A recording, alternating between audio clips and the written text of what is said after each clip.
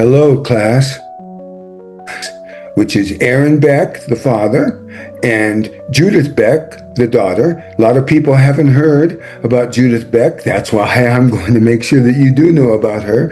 Everybody's read about Aaron Beck, but his daughter invented a lot of important things and had a fantastic career. And I always like to emphasize daughters because I have a daughter myself who's an MFT and has kind of followed in my footsteps. So I have a motivation to do that that's personal too. So you see, I did the same thing with Carl Rogers and Natalie Rogers and on and on. Anyway, I'm going to go ahead and get started. The Cognitive Canvas, a clinical masterclass in CBT. Welcome to Theories of Therapeutic Process.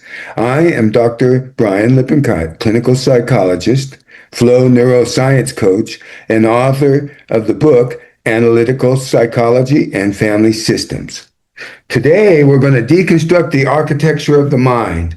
We are exploring cognitive behavioral therapy, and most of you have heard of it, so I want to emphasize some things that maybe you haven't heard of, and probably reinforce some of the things that you have. The revolutionary model built by the father and daughter team, Aaron and Judith Beck.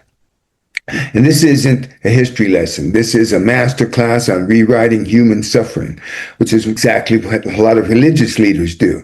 So it has been part of our religion in the past of psychology, in a sense, something we know. I'm unworthy. I can't. It's a disaster. Everyone judges. I'm never good enough.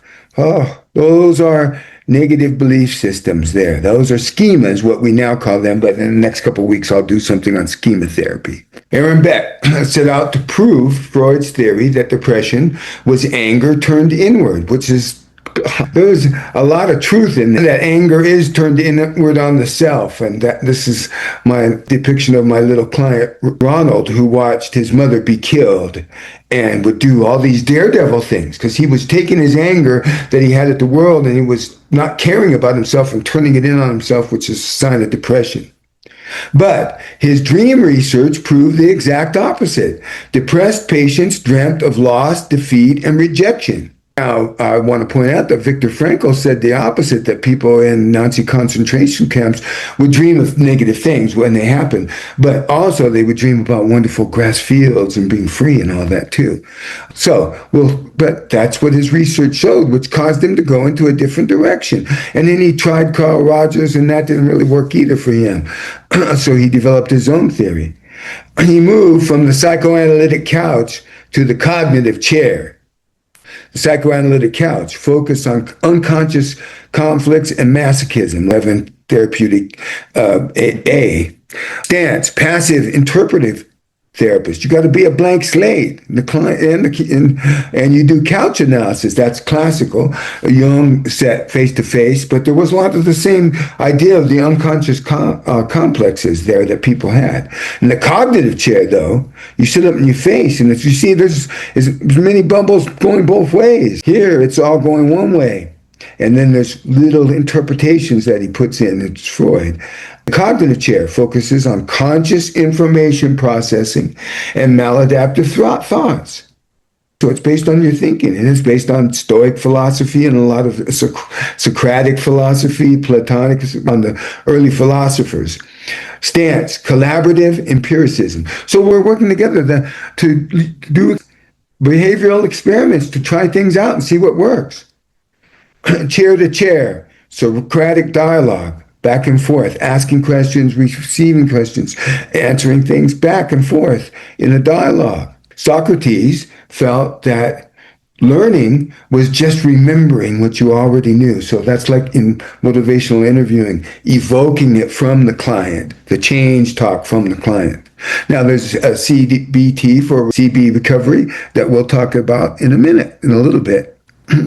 So now this is a big concept here that you might have already heard, but how it works together is very interesting.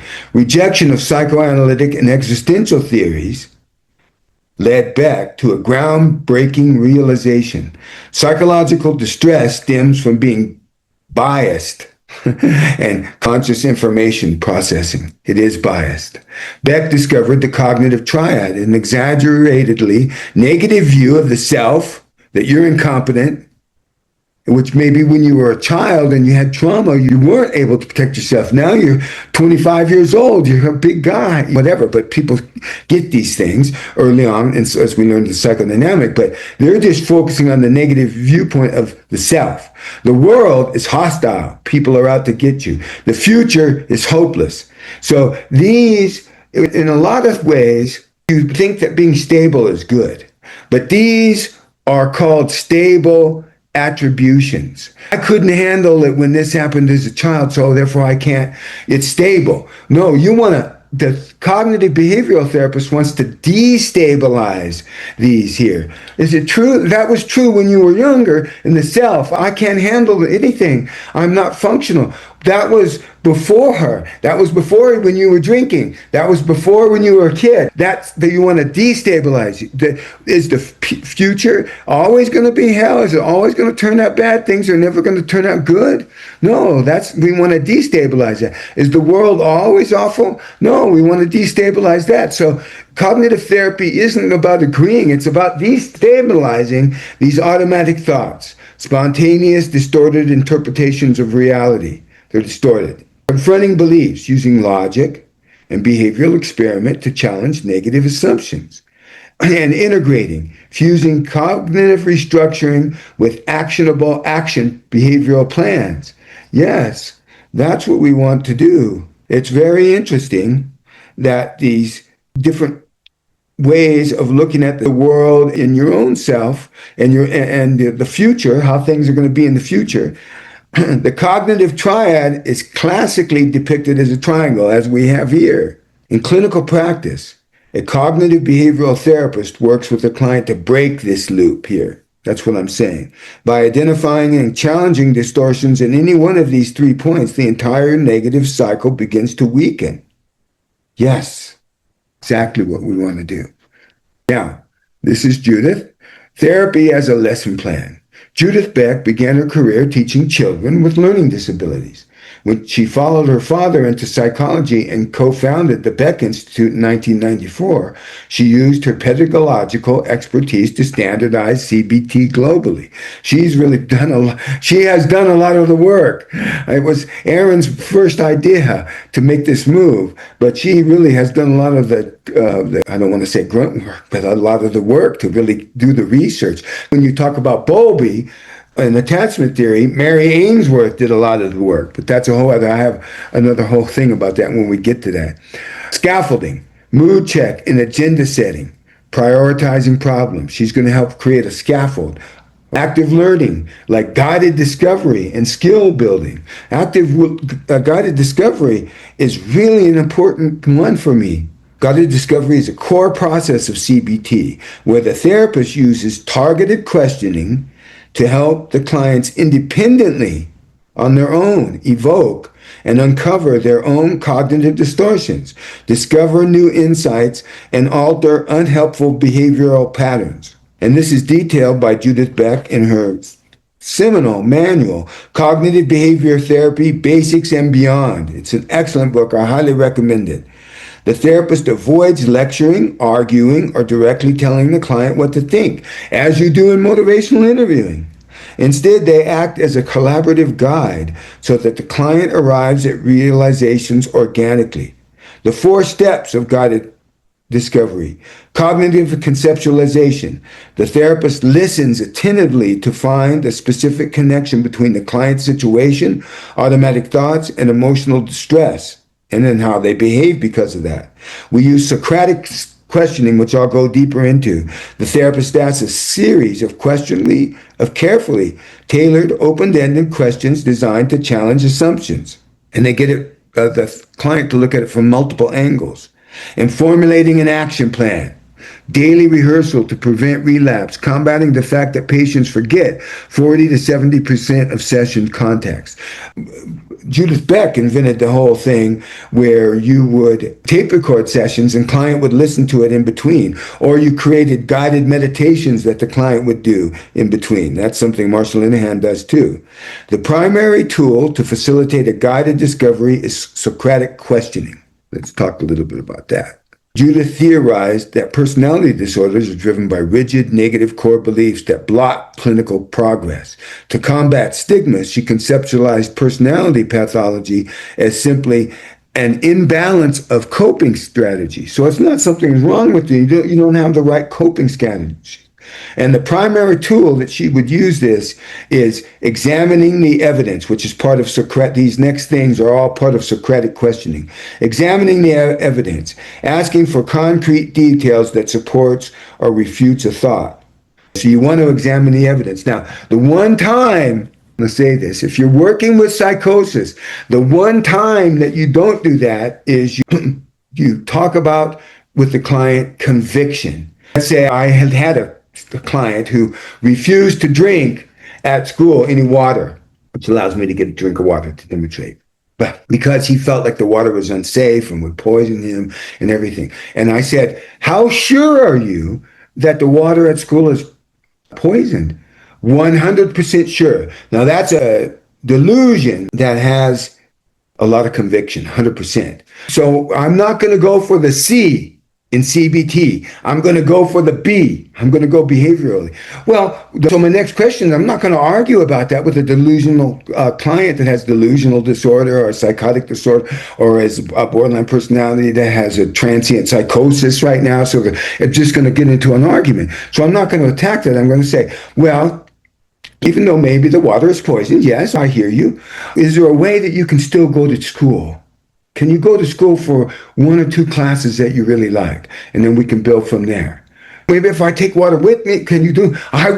We talked about that for the whole session of how we were going to work. Let's do an experiment. Let's see what happens when you go, how you feel. But you're going to take all the water with you. I will go to the school and talk to teachers or principals or whatever you need. Anyway, so he goes and he sees other people drinking. He sees people that he's interested in. He's like 15, 15 or 16 when this happened, when he had this delusion, just starting. So we knew he was going to develop psychosis, but we wanted to prevent it. So and one way is to counter this delusion. So he did all this. He goes, one day we got him to 1 class, we got him to 2 classes, we got to 3 classes, 4 classes. He finally stayed all day. Then all I said was, how sure are you now that the water at school is poisoned? As soon as he says anything like 98, 99, anything that's not 100, then you say, let's create some real experiments. What if I go there and drink? Or what if right out of the faucet? Or what if your mom does? Or whatever he would buy? Or maybe we get him into a group where people that are in the same high school, if he's also in a group, maybe we can get somebody at the group to support him through that.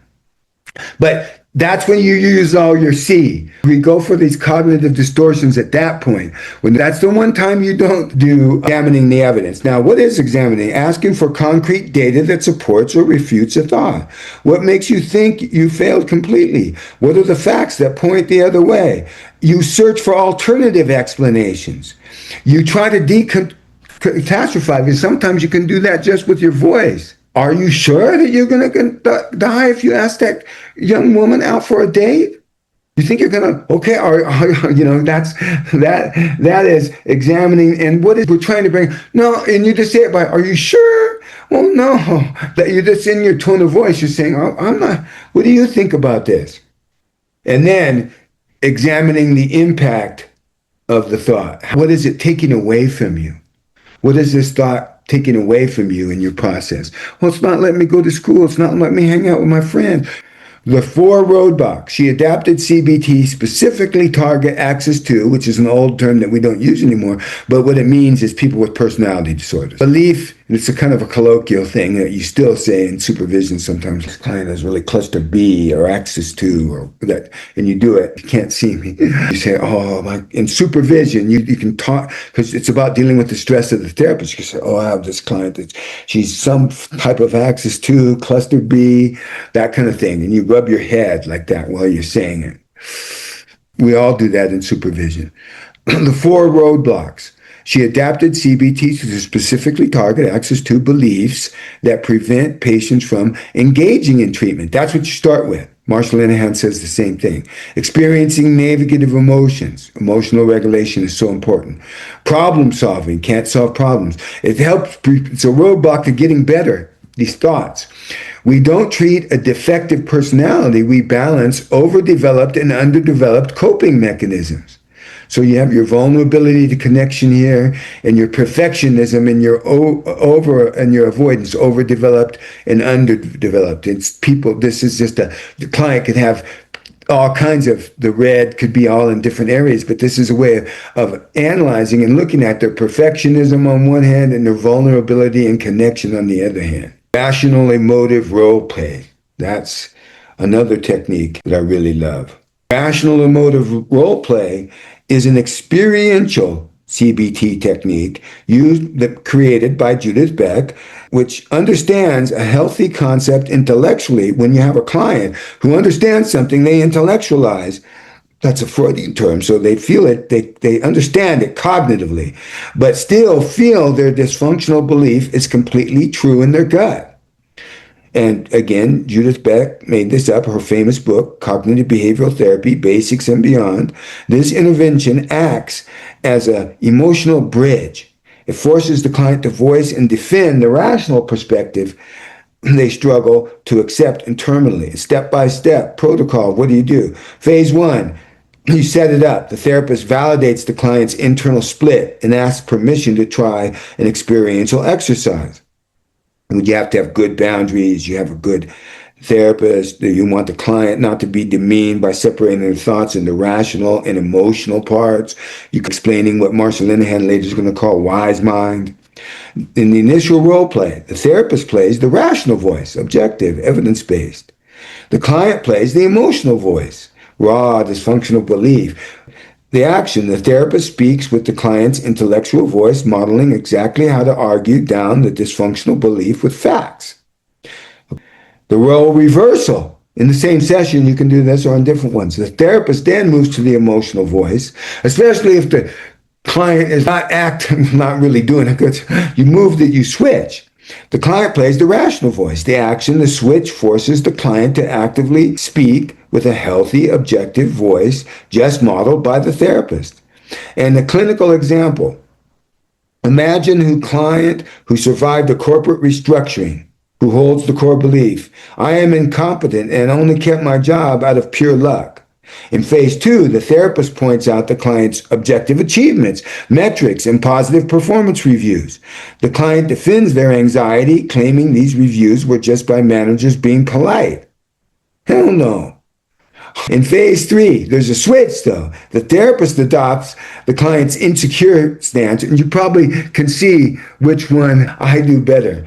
I could give more of the emo. I'm a feeling type in Jungian typology. But so I have to really work and get planned out ahead of time the rational part of it if I'm going to utilize this technique. But it is a wonderful technique. And it uses Judith expanded CBT by integrating Gestalt therapy, dialectical behavior therapy, and prioritizing interpersonal flexibility. Literally tearing up a worksheet if a client hates it. She's not stuck. Socratic dialogue and guided discovery. Clients learn best when they draw conclusions themselves rather than being lectured. That's why I'm lecturing to you, because you're students, you're not clients. When a client says, I know it's not my fault in my head, but I feel guilty in my gut, we use rational and emotive role play therapy. And later on, I'll show you a video of Albert Ellis, who originated the whole rational emotive therapy thing. He does a little bit different than this, and we'll go over the differences. The therapist and client swap roles, arguing from the rational head against the emotional head until the adaptive belief takes emotional root. So we switch roles, the head and the gut. It's a great way to explain it to a lot of people. Judith heavily influenced the team developing cognitive therapy for recovery. So you can see a paradigm shift for severe mental health conditions like psychosis. That's part of CBT small p too. That's what we were trained in. The county paid a lot of money to have us trained in cognitive behavioral therapy for psychosis. Instead of focusing on reducing symptoms, CTR activates the adaptive mode by strengthening positive beliefs, values, and aspirations. Let's look at the case file of Terry, 52 years old, severely depressed for decades. Standard CBT failed. The breakthrough? Her therapist, Judith Beck, explored art, library books with her, activating her creative aspirations. There's Judith with the art lab. So she just talked about art and did some art therapy. And you see the client drawing there and got into showing her pictures. And what she really did was she established a strong therapeutic relationship. That was really what she did.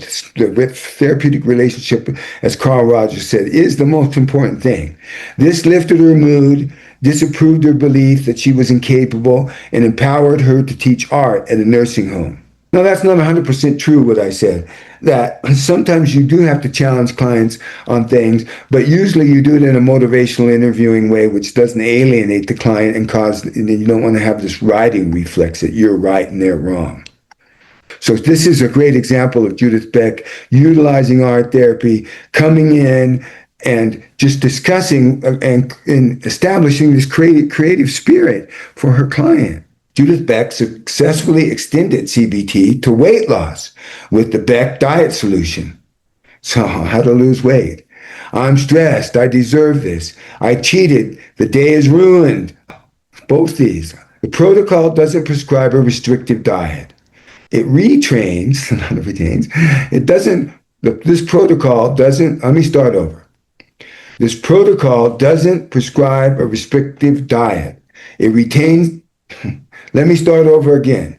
This protocol doesn't prescribe a restrictive diet. It retrains the brain. It utilizes cognitive behavioral therapy to replace emotional eating with healthy coping mechanisms, teaching clients how to endure hunger, manage cravings, and actively talk back to dysfunctional dieters' thoughts. Now, in 2016, my wife died in 2010, and I weighed a normal weight. In 2016, I weighed 400 pounds. And so I went to Stanford, and they were using dialectical behavior therapy in an experimental program. And part of what they did is they taught me about flow and exercise, and I started swimming again, which I did as a teenager, and I started doing it again. Now I still swim 1,500 yards every day. That was what worked for me. But they were using a DBT model, so I had a year of dialectical behavior therapy. That was part of a research group. I got to go there for free and be a year-long study. Because today I weigh 220. The lowest I got was 180, but that wasn't really my happy spot. I feel very happy here at this weight, and I'm not gaining or losing, and I weigh every day, which they taught me to do. But they use DBT. So that was in 2016. Now it's 10 years later, and I haven't gained the weight back. Dieters don't fail from lack of willpower. They fail because of a mental grid of self-sabotaging automatic thoughts. And Marsha Linehan would believe you have to have CBT. Marsha Linehan's book, which we're going to talk about, was her book that came out that put her on the map as this wonderful person for everybody, was Cognitive Behavioral Therapy for Borderline Personality Disorder. So she hadn't, but in that she describes dialectical behavior therapy, and the end of the book is moving towards that and explaining all the reasons. But it's like Jung. Everything, you have to know everything about Freud and in order to know Jung's reaction to Freud and why this happened and their whole interpersonal dynamic and all. This happens all the time in therapy. And you have to understand DBT to see where ACT comes from and with the twist that they make, which we'll go on along in the next weeks. Dieters don't fail from lack of willpower. They fail because of a mental grid of self-sabotaging automatic thoughts. And this is Sally. African-American young woman. Let's apply Judith Beck's protocols to a modern case. Meet Sally. I supervise people at De Anza College, so I understand this. And I also work for the Center for Embodiment Therapy, which is a somatically based treatment center in Santa Cruz, which has a lot of UC Santa Cruz people going to it. She has gained 25 pounds during her freshman year and suffers from severe academic anxiety, catastrophizing. If I fail this midterm, my entire future is destroyed. Mind reading. My professors don't think I belong here. All or nothing. I ate one cookie. I'm a total failure. I might as well eat the whole box. We talk about that a lot in motivational interviewing class when we can go into that. Or I have a lot of videos on motivational interviewing that I will post. I just created them for my addictions class. Cognitive canvas. We use the downward arrow technique. That's a technique you want to know. That's a lot of tests. CBT, downward arrow technique. It's the same thing when we go to talk about Bowen. We're going to talk about the genogram. So if we talk about narrative therapy, we're going to talk about externalizing. There's a lot more to it, but you need to know the downward arrow technique to trace Sally's fluctuating automatic thoughts down to her deeply rooted cognitive templates. Again, the surface, catastrophizing. If I fail, it's over. Anxiety, I can't do this. Everyone is watching me. The rules and assumptions, mid-level. If I show vulnerability, it proves I'm incompetent. What? That's the bedrock schema. I'm unlovable. Now, schema, we'll talk about that in a few weeks too, along with social learning theory and self-determination theory, where some of these theories have evolved into. But a schema theory is more about the personality, and I'm doing like this because I visualize it as a crystal. I specialize in working with 16 to 25 years old with psychosis, and I would see their personalities starting to crystallize in this borderline structure.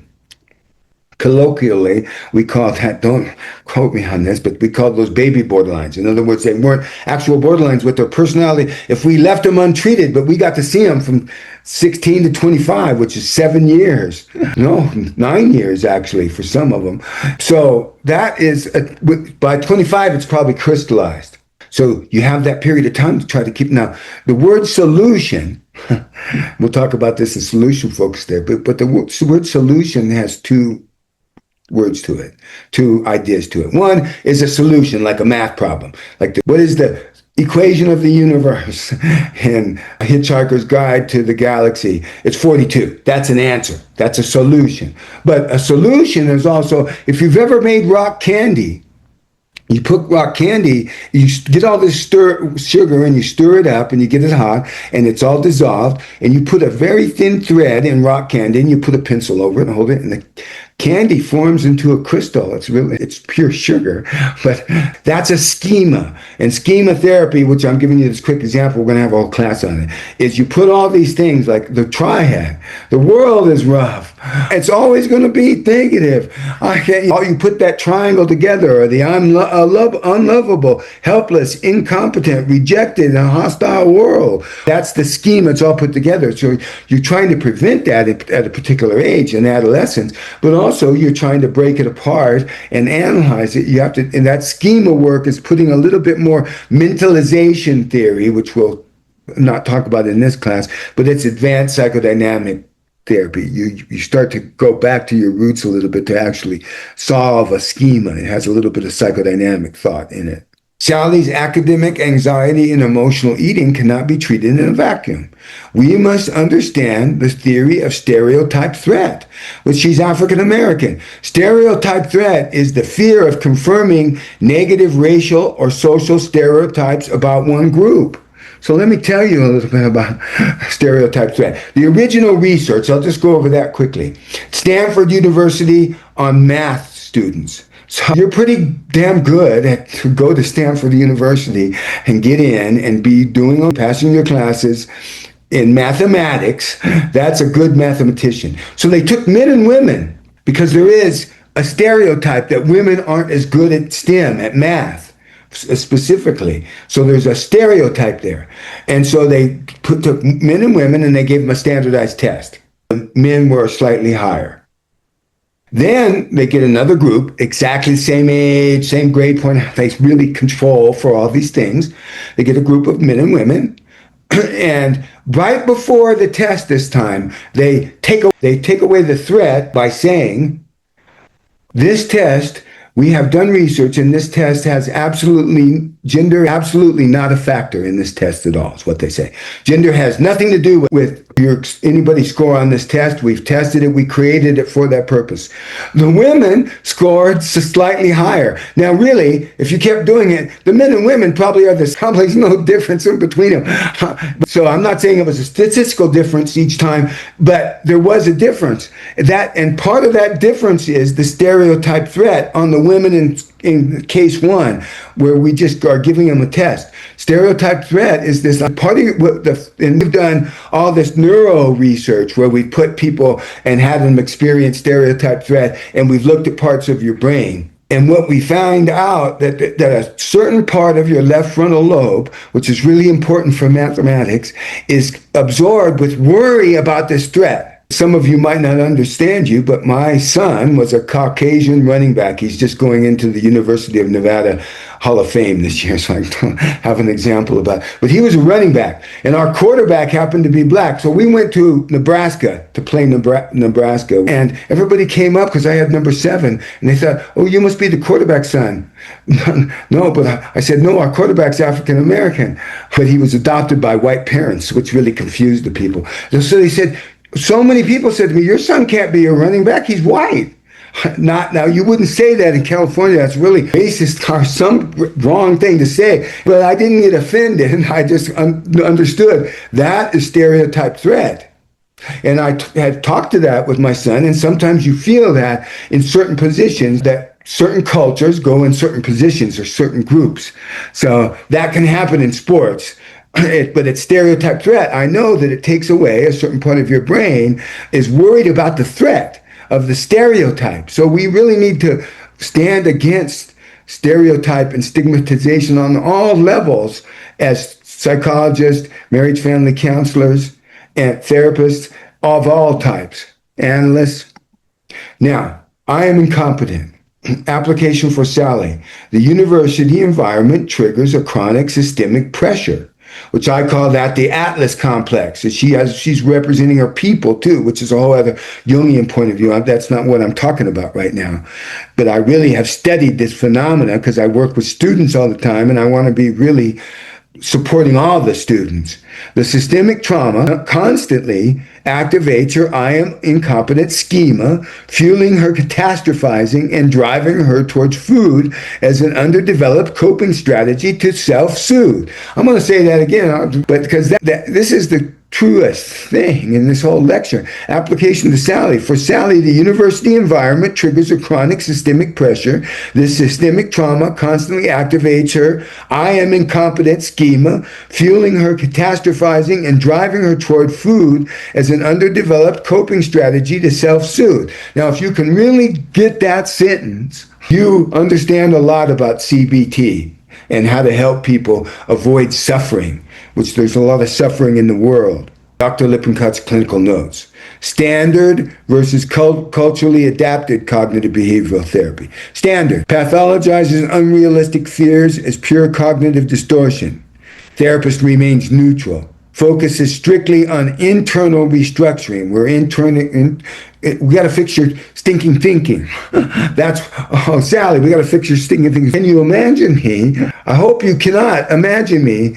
Get rid of this. I hope you cannot imagine me saying that in real life, but you might. But I hope you don't, because I would really be against that, and I would really supervise people to move to culturally adapted for Sally. Let's move into the new millennia here. Validating experience acknowledges systemic racism as a reality, not a distortion. It's not a cognitive distortion. Proactive broaching. In other words, bringing the subject up yourself as the therapist. Don't wait, not putting all the pressure on the client. Therapist initiates conversations about cultural issues and stereotype threat. Culture-specific psychoeducation. That's why I can give this talk about stereotype that, because I might give a little psychoeducation with a client, with Sally. Relationship containment. Building a profoundly safe therapeutic alliance to process racial trauma. Now, I might not be the right person to do that, but sometimes I'm the only show in town. Restructuring, shifting from I don't fit in to the absolute empowering belief, I am valuable. Now, I will tell you, this same process happens all the time in supervision. So Matthew Mock and I did a lot of looking at supervision, and there's a lot of supervision about a white therapist and a person of color supervisee, but there's way less about a person of color as the supervisor and the white person as the Caucasian person, or however. I don't believe in race. Race is a social construct, but the person of color is the supervisor. There's not a lot of representation there. There's less, and we need to do more research on that. So I want to encourage my doctoral students or my master's students to start doing research on that subject. I don't want to get on my soapbox here too much. Treatment moves to behavioral experiments to control Sally's eating and academic anxiety. So the 15-minute, 20-minute mark, we do the breaks. We have her take breaks where she learns to meditate or relax or yoga nidra or take a nap or take a shower or whatever. Go swimming. Cravings are biological waves. If you don't feed them, they peak and they crash. Yes, but we want to have this wave here. Cravings are, but also there are waves in your body that you want to rest and you want to have recovery to get into flow. So overworking can also cause cravings. Craving control. Sally learns through behavioral experiments that acute cravings biologically subside after 15 to 20 minutes. Marcia Linehan named this urge surfing. So you need to surf the urge. I'll tell you a quick one, which I'll probably say the same thing in DBT class, but I had a client that would get up in the middle of the night and spend all this money on Amazon late at night and have all these things come, and she couldn't pay her bill or whatever. So what we had her do was we had her put her credit cards in ice in the freezer, in a block of ice. We froze them. And she would try to bang in the window, and she would say, what the heck am I doing? It's because after 10, 15, 20 minutes, all of a sudden the craving will subside and you'll be able to say, what am I doing here? That's a really learning environment, but that's working with the B in CBT. Replacing the function. Food was functioning as a coping mechanism for stereotype threat anxiety. By surfing the 20-minute craving wave, she breaks the cycle of emotional eating, because we had determined that hers was mostly emotional eating. The final systemic plan requires cultivating critical consciousness. That's what CBT is all about, especially as created by Judith Beck. Again, just to say it again. Empowering Sally to see the systemic flaws of the university rather than internalizing them as personal deficits. Implementation intention. To secure the change, Judith's protocol uses action plans. If I feel academic anxiety, I've relabeled it, stereotype threat. When I feel that, then I will review my empowering core belief card. So she would have cards, and Marcia Linehan has the same thing. They call them diary cards that have all your skills that you've learned on, all your coping mechanisms. If I experience an intense food craving, then I'll set a timer for 20 minutes and ride the wave. Or I'll use there's a lot more skills that have been developed in CBT, and even more skills and ways of dealing with it, and acceptance and commitment therapy that we'll talk about in a little bit. Not today, but in the next couple weeks.